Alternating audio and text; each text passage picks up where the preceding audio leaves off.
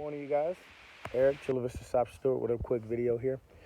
I just want to let you guys kind of know what's coming down the pipe so you guys can be prepared. One, we have a new CEO, and our CEO has now taken the reins. And this individual is very service oriented and customer oriented. They used to be over Home Depot when they were the CEO of Home Depot and cleaning them up. One of the first moves that she did was she came in and terminated all the supervisors that were making 150,000 and hired them at a severely less cost. Um, you immediately saw a bump in Home Depot's stock, and then she started cracking down on tardiness and attendance and service. And basically, I'm telling you guys this because I believe that this same game plan is going to be followed with our company, and her nickname is the Fixer. So basically, what you're going to start seeing now is she at the time she looked at each Home Depot individually to make sure that they were performing. I believe that she's going to do the same tactic for us. And so, what you guys are going to start seeing is a whole lot of violations of the contract.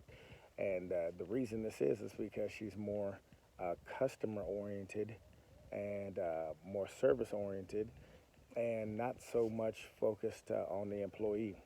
She will try to create a team atmosphere as she did at Home Depot, but I'm not sure how that's going to translate. But what you're really going to see here is how strong is the union that you voted in place. Because this individual is going to continue to violate the contract.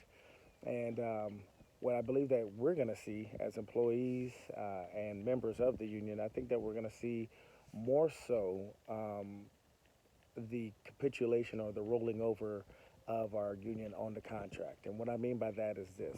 Let me explain this. So, for the 9-5, after you get violated 4 times, you're supposed to go and the union goes and sits down and has this panel and meets, and they're basically supposed to set your stop count at a reasonable stop count and lock it in there. Uh, I don't believe you're going to see that. I believe that you're going to see more so the union just settling and or trying to get the grievances settled rather than fight them. You see what I'm saying? Also, for what we got coming up with the working Saturdays, there's been some language that appears to say that we should be. There's some language that says we shouldn't. I'm gonna do a video on that. But instead of fighting this, they're gonna tell you to just come in and or call in sick. One of the things that kind of bothers me about that is that you're going to be putting yourself in a position with your attendance that could possibly get you terminated. So basically, you're only allowed to have so many six. You're only so many tardiness or whatever the case is not showing up, and basically you're going to be in position to get terminated because this is an area that she's going to start cracking down on. So I just want you guys to kind of be prepared for what's coming down the pipe, and you may want to ask your union to start fighting. On top of that, I believe that you're going to start to see your union come out and ask you for your vote. Basically, Hoffa now is going to be stepping down, and a new regime is going to need to take place, take its place. And I believe you're going to start seeing the union try to just clean things up to make it look good for you guys, with the hopes of them getting some of your votes for the new slate that Hoffa has endorsed. Um, my personal opinion, I'm not going to go with someone who Hoffa endorses. The reason why is because the last contract we voted no on and it was shoved down our throats anyway.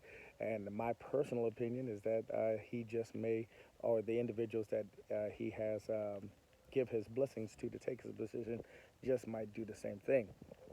So I think that you guys are going to start seeing more of your union coming out. They're going to try to say, hey, we got things settled. They're not going to fight for it, just saying, hey, settled, settled, settled. And then they're going to say, hey, also in the next 7 months, we got a new election coming up. Can you vote for this individual?